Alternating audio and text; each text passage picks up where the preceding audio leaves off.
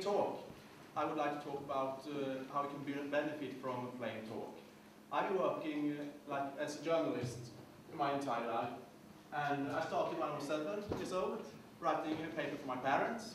And when at 15 years old, my dream came true. When I landed a summer job at the local newspaper, and I was assigned to do the easy stories, to cover the local church annual auction and things like that. And I was kind of disappointed because I've been reading about interviewing the big guys, the nation's leaders, and giving the tough questions and doing the important interviews. But that was not happening then. 15 years later, I became the Scandinavian correspondent for the Times of London. And then finally I was thinking, now this will happen. And I was allowed to interview party leaders and ministers and even ambassadors. And I remember when I was interviewing the Minister of Employment. And I asked the minister, how will you be able to push down the unemployment rate among the farmers? The Swedish interest rate is skyrocketing, and the Swedish market is flooded by cheap products from the European Union, blah, blah, blah, blah, blah. And I saw the minister started to sweat and become nervous, and I thought, bingo, finally, the smart questions. I am now playing with the big cats of journalism. The big cats. Well, it wasn't Obama, but it was the minister. And the interview, well, the story in the paper was okay, but I felt something was missing. Sure, I had a story like all the other big papers in Sweden and in UK, but something was missing. It wasn't all that I was hoping for. So the next time when I was allowed to interview the Minister of Employment, again, yes, already when he spotted me, he started to become nervous and, oh no, not that guy again. And then we were sitting down. I changed strategy. I went back again to the local church annual auction strategy I had 15 years earlier when I was just a little kid. And actually the interview went much better. The minister was much more relaxed and open and gave, the other big cast reporters, they still went with the difficult questions and sophisticated language, but I tried just to be the person I am. And to me that went much better, and the minister was much more relaxed. So plain talk, that worked for me. If you're able to mix the plain talk with some funny lines to be humoristic, that's even better.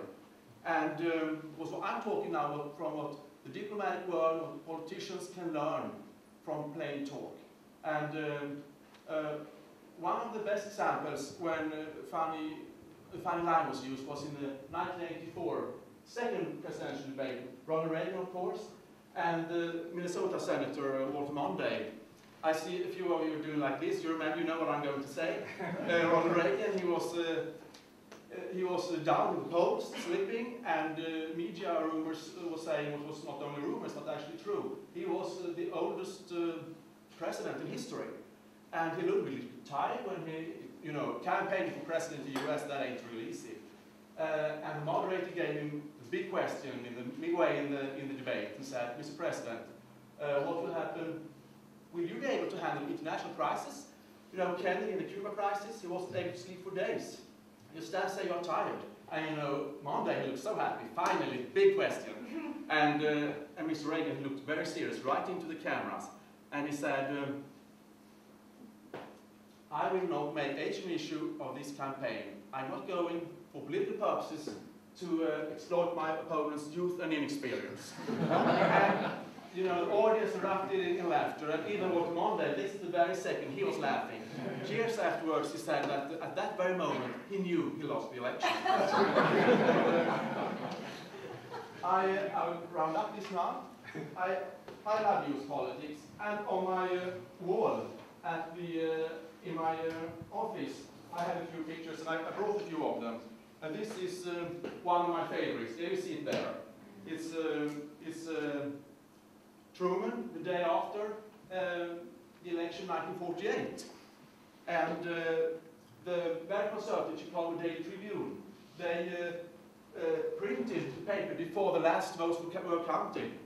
So the day afterwards, when he went home from St. Louis, this is a St. Louis train station, he went home from his city back to DC as a winner. He was very happy, of course, and waved that paper there. I also have another picture here of Barry Goldwater from the '64 campaign. I need to have pictures from both the right and the left of my wall so that people can see where I'm leaning. Then the Barry Goldwater picture is a very good one. And finally, one of my favorites with the three Kennedys here, the brothers. Today none are with us, but maybe the most famous one is, of course, John F. Kennedy, also called Jack Kennedy. And that leads us to my last picture, this one. If there is one debate moment I like better than the one with Reagan, it's this one from the 1988 actual vice presidential debate. Here is my picture, I'm so proud of it. I found it on the internet. The quality could be better though. And this time it was the other way around. The opponent, he was not too old. He was, in fact, maybe too young, Dan Quayle, the Indiana senator. And trying to make a point to the audience that I'm not too young. He said, looking into the cameras, looking really solid, that in fact I have as much experience now as in Congress as Jack Kennedy did when he ran for the presidency. And meaning that he was not at all too inexperienced. And Lloyd Bentsen, Dukakis running mate, the statesman, grey hair, really handsome. He was shaking his head already when Dan Quayle made the statement. He said, he replied, I served with Jack Kennedy. I knew Jack Kennedy. Jack Kennedy was a friend of mine. Senator, you know Jack Kennedy. And again, the public, the audience erupted in laughter. And actually, still today, he of course became the vice president, and after 4 years, and then now he lives down in Paradise Valley in Arizona. And I understand that he liked to socialize in the restaurants there, in the picturesque village, and with his wife. And he can often be seen in the restaurants there, often sitting in the dark corners. And when the other guests arrive, they talk to each other and say, sing aloud, "Who's that sitting down there?" "Well, I don't know, but it sure ain't Jack Kennedy." Thank you very much.